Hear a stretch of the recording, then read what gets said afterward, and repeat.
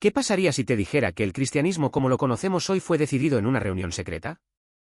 Un evento en el que se resolvieron rivalidades, y donde se seleccionaron los libros que estarían en la Biblia.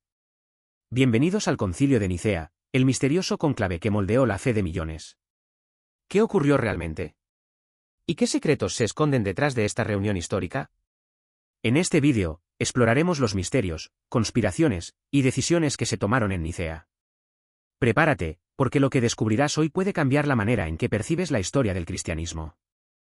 Para entender el impacto de este concilio, es esencial conocer el contexto de la época. Estamos en el siglo IV, en el año 325 después de Cristo, y el Imperio Romano está en plena transformación bajo el liderazgo del emperador Constantino, quien, en un giro sorpresivo, ha declarado su simpatía por el cristianismo, una religión que hasta hace poco era duramente perseguida.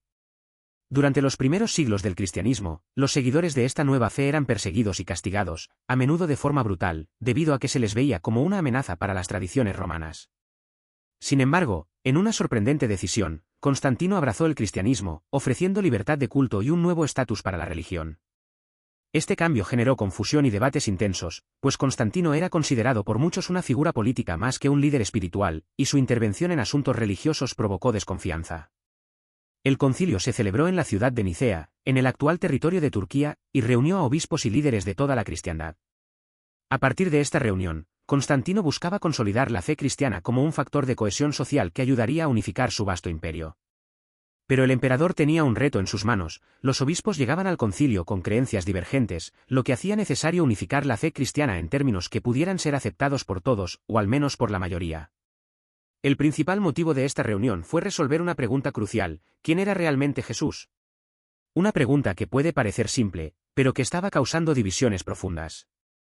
Uno de los temas más polémicos del Concilio de Nicea fue el debate sobre la naturaleza de Jesús. Por un lado, Arrio, un influyente presbítero de Alejandría, sostenía que Jesús, al ser el Hijo de Dios, no podía ser igual a Dios Padre y, por tanto, debía ser considerado una creación de este último. Esta postura se conoce como arianismo y tuvo un impacto significativo en las creencias de muchos cristianos, que veían en Arrio a un líder con una perspectiva nueva y lógica sobre la divinidad. Los opositores de Arrio, en su mayoría seguidores de Atanasio de Alejandría, sostenían que Jesús era consubstancial con el Padre, es decir, que era de la misma esencia divina y coexistía con él desde el principio. Esta postura, defendida con fervor, buscaba consolidar la idea de que Jesús era eterno y no creado, un concepto fundamental para los teólogos de la época. La confrontación entre ambos bandos fue tan intensa que las discusiones se volvieron acaloradas, y el concilio tuvo que intervenir repetidamente para evitar que el conflicto escalara. Finalmente, y tras largas horas de debate, el concilio se inclinó en favor de la postura de Atanasio, rechazando el arrianismo y afirmando la divinidad plena de Jesús.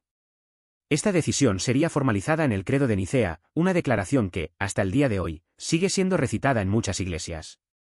Pero, ¿qué hubiera pasado si las ideas de Arrio hubieran prevalecido?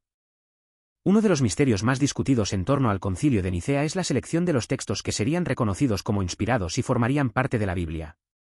Aunque no se trató exclusivamente en Nicea, la decisión sobre los textos sagrados ganó fuerza en este periodo. El concilio contribuyó a la definición de lo que hoy conocemos como el canon bíblico, que excluyó ciertos escritos como el Evangelio de Tomás, el Evangelio de Judas y otros textos considerados apócrifos o heréticos. Estos textos presentaban una versión de Jesús que podía desafiar la doctrina oficial, planteando enseñanzas y relatos sobre la vida de Jesús muy distintos a los evangelios canónicos. ¿Por qué ciertos evangelios fueron rechazados mientras otros se aceptaron? Algunos sugieren que Constantino y los obispos prefirieron aquellos textos que alineaban sus enseñanzas con la doctrina que buscaban consolidar. Esta elección generó una visión homogénea del cristianismo, eliminando aquellas interpretaciones que podían ofrecer una perspectiva diferente sobre Jesús y su mensaje. Incluso hoy, se discute si la exclusión de estos evangelios fue una decisión basada en la espiritualidad o en la conveniencia política. Si esos textos hubieran sido incluidos, podríamos tener una imagen muy distinta de las enseñanzas y el mensaje de Jesús. ¿Qué secretos y enseñanzas se habrán perdido en estos textos apócrifos? Al final, el Concilio de Nicea no solo resolvió controversias teológicas, sino que también redactó lo que se conoce como el Credo de Nicea, un conjunto de creencias fundamentales que aún hoy se recita en muchas iglesias.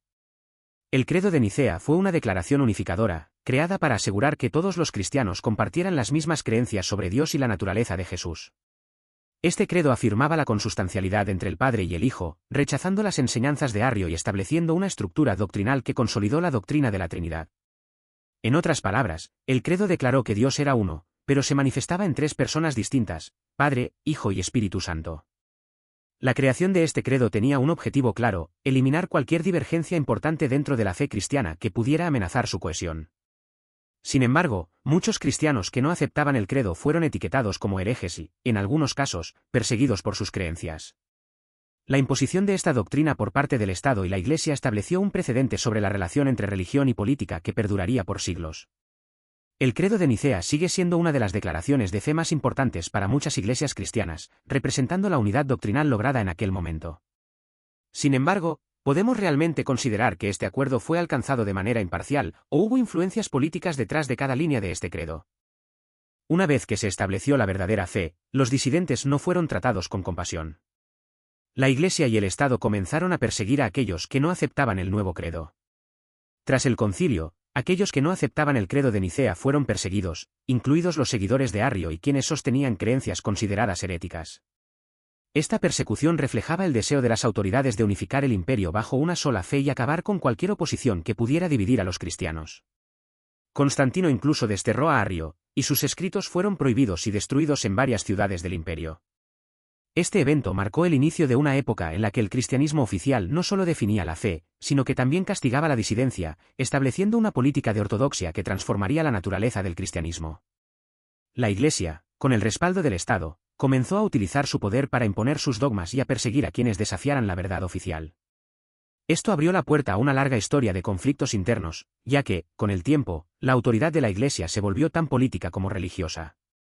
Al ver cómo la religión pasó de ser perseguida a convertirse en persecutora, nos preguntamos, ¿era este el cristianismo que Jesús había imaginado?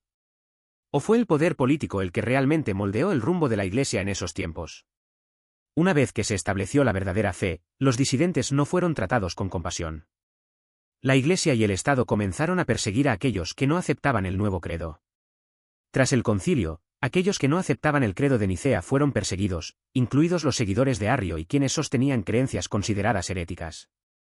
Esta persecución reflejaba el deseo de las autoridades de unificar el imperio bajo una sola fe y acabar con cualquier oposición que pudiera dividir a los cristianos.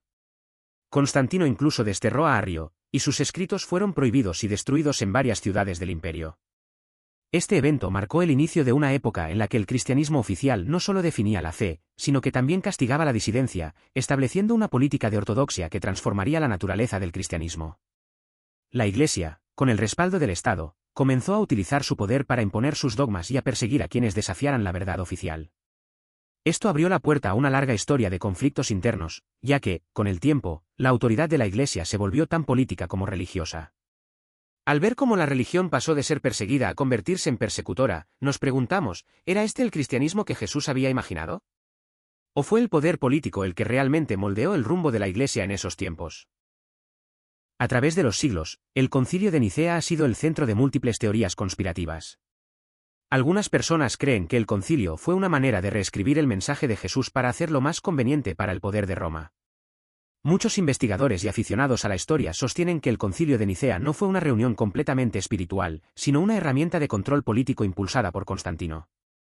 A pesar de que el emperador defendía su papel como mediador, algunos consideran que influyó directamente en las decisiones del concilio, buscando estabilizar su imperio y asegurar su autoridad. Una de las teorías más populares es que los evangelios y otros escritos religiosos fueron alterados o eliminados para que se alinearan con la imagen de una iglesia fuerte y unificada. La eliminación de los evangelios apócrifos, según algunos, era una manera de eliminar cualquier creencia que pudiera desafiar la visión oficial de Cristo como divino y consustancial al Padre.